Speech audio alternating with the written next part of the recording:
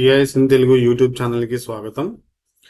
ఈరోజు మనము షేప్ ఫైల్ని ఎక్సెల్ డేటా తోటి ఎలాగ మనం క్రియేట్ చేస్తాము అనేది ఈ ఎక్సర్సైజ్లో తెలుసుకుందాం ఫ్రెండ్స్.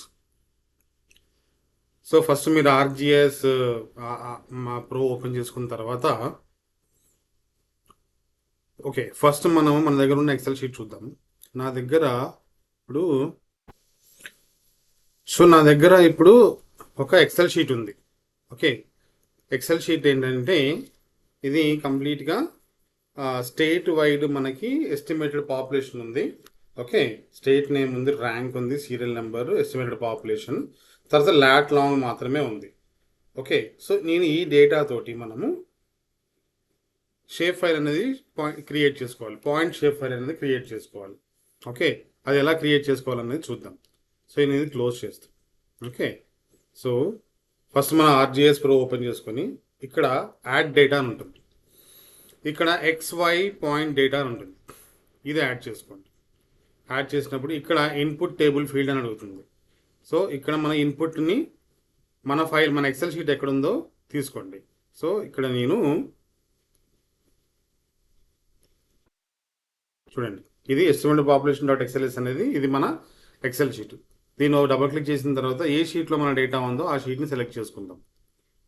ఓకే, సో డిఫాల్ట్గా అక్కడ లాట్ లాంగ్ ఉన్న వాల్యూ ఆల్రెడీ ఉంది కాబట్టి ఇక్కడ మనకి XY వాల్యూస్ని అది స్ట్రైట్ అవే తీసేసుకుంది అనమాట. లేదు అంటే మనం మాన్యువల్గా మెన్షన్ చేసుకోవడమే ఇక్కడ. ఓకే, సో ఇక్కడ Z వాల్యూ ఏం లేదు కాబట్టి వదిలేసేయండి, 0 డిఫాల్ట్ వదిలేసేయండి. ఇక్కడ కోఆర్డినేట్ సిస్టమ్ బై డిఫాల్ట్గా తీసుకుంది మన సిస్టమ్ నుంచి. లేదు అనుకుంటే కరెంట్ మ్యాప్ అంటే మనకి మన మ్యాప్లో ఉన్నది దాని ప్రకారంగానే మనకి కోఆర్డినేట్ సిస్టమ్ అనేది తీసుకుంటుంది అనమాట. సో ఇప్పుడు రన్ అనండి.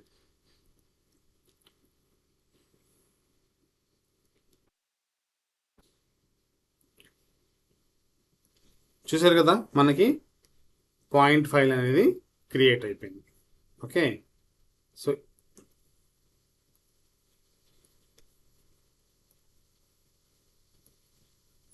సో ఈ రకంగా మనం పాయింట్ షేప్ ఫైల్స్ అనేది క్రియేట్ చేసుకోవడం జరుగుతుంది. బట్ ఇప్పుడు అయిపోలేదు. ఇక్కడ ఏంటంటే మనకి పాయింట్ ఫైల్ క్రియేట్ అయింది. దీన్ని ఇప్పుడు మనము రైట్ క్లిక్ చేసి data export feature. Okay, so మనకు కావాల్సిన పాత్రలో మనము అంటే ఆల్రెడీ మనకి బై డిఫాల్ట్గా ఇది మనం ప్రాజెక్ట్ క్రియేట్ చేసినప్పుడు మన ఒక జీడీబీ క్రియేట్ అవుతుంది కదా, ఆ జీడీబీలోనే మనకి ఈ పాత్ అనేది ఈ ఫైల్ అనేది సేవ్ అయిపోతుంది ఫీచర్ లేయర్ కింద. ఓకే, అది సంగతి. సో ఈ రకంగా మనము పాయింట్ షేప్ ఫైల్ నుంచి మనము ఎక్సెల్ షీట్ నుంచి మనము డేటా అనేది మనం క్రియేట్ చేసుకోవడం అనేది జరుగుతుంది అన్నమాట. షేప్ ఫైల్ డేటా అనేది క్రియేట్ చేసుకోవడం అనేది జరుగుతుంది అనమాట. సో మీకు మా వీడియోస్ నచ్చితే లైక్ చేసి షేర్ చేయండి. ఏమన్నా సజెషన్స్ ఉంటే మీరు కామెంట్ బాక్స్లో తెలియజేయాలని కోరుకుంటున్నాను. Thank you very much friends.